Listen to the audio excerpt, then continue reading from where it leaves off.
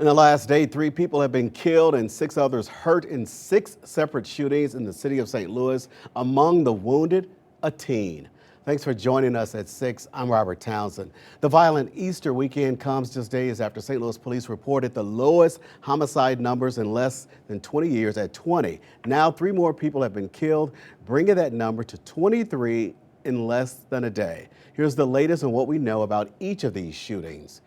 The violence started shortly after 3:30 yesterday afternoon at a BP gas station on South Grand. We learned a 15-year-old boy pointed and fired a gun at an adult man. Investigators say the man returned fire and shot the teen in the chest. The man then stayed at the scene and cooperated with police. That teen is now recovering at a hospital. And just a few hours ago, we learned new information about a shooting at another gas station at 7th and Russell.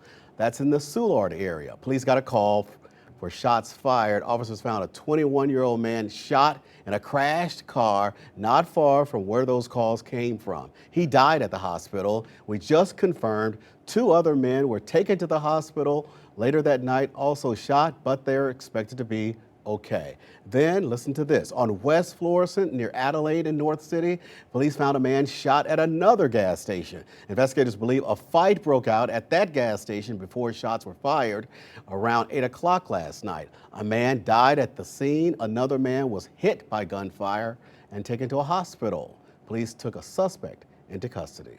Then around 10 o'clock, police tell us a woman was dropped off at a hospital after being shot. She is expected to be okay. Officers found the scene on South Grand Boulevard in the Carondelet neighborhood. There they found out shots were fired at a vehicle and then took off from that scene.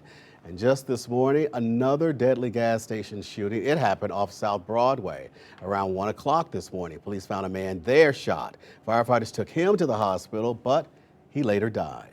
And finally, around 2:30 this morning, police responding to a shooting in the downtown West neighborhood. Here's a look at that scene on Locust, not far from the Marquee nightclub. Officers found a 30-year-old man shot.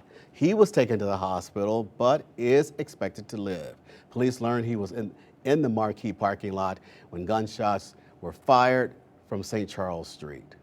Police are investigating all of these cases as we speak at this 6 o'clock hour, but we can tell you this, officers last night, they said they had a message to the community. In all of these cases, we cannot solve crime alone. It is a community partnership, and so we are asking our community to step up if they know anything about what occurred. Please call our homicide division. You can also call Crime Stoppers in any of these cases. Of course, that Crime Stoppers number is 866-371-TIPS. Tonight, a plea from St. Louis City and County community members to come together and figure out actions to take against all this violence. 5-year size Travis Cummings went to a town hall today focused on healing and accountability. There has never been a time when we should not have been fighting for our children. Church pews in Florissant packed on Saturday. This crisis is not abstract. Not for Easter weekend service, but for a conversation about deadly gun violence in St. Louis and the future of its youth. This is not just another meeting. That urgency comes as teen violence continues across the region. Friday, police say a 15-year-old was hurt in a gas station shooting on South Grand. Earlier this week, a 13-year-old was charged after a deadly shooting at a school track meet that left another teen injured in North County. Missouri State Representative Kim Smith creating space for students to speak up about what they're facing. Not only the peer pressure, but community influences, media. And parents being urged to truly listen. How are you feeling? What is going on? A lot of times us as parents, we get caught up in it. Oh, baby, it's going to be all right. Street advocate Lisa Legrone says communities can't afford to stay divided. You all are inherited city beef. I'm just going to let y'all know that. Some of these kids came from the city, moved to the county. Her message deeply personal. My grandson was killed on the lot of this church. And also the grandparent of Lawan, who was just killed at the track meet. A major concern, access to guns. We know that their brains aren't fully developed. We know that they are prone to high-risk behaviors. And understanding the root causes behind the violence. Even being able to assess what we need to do for that young person, we're backing it up to figure out what can we do for that parent that's involved. Because I just don't think that the laws currently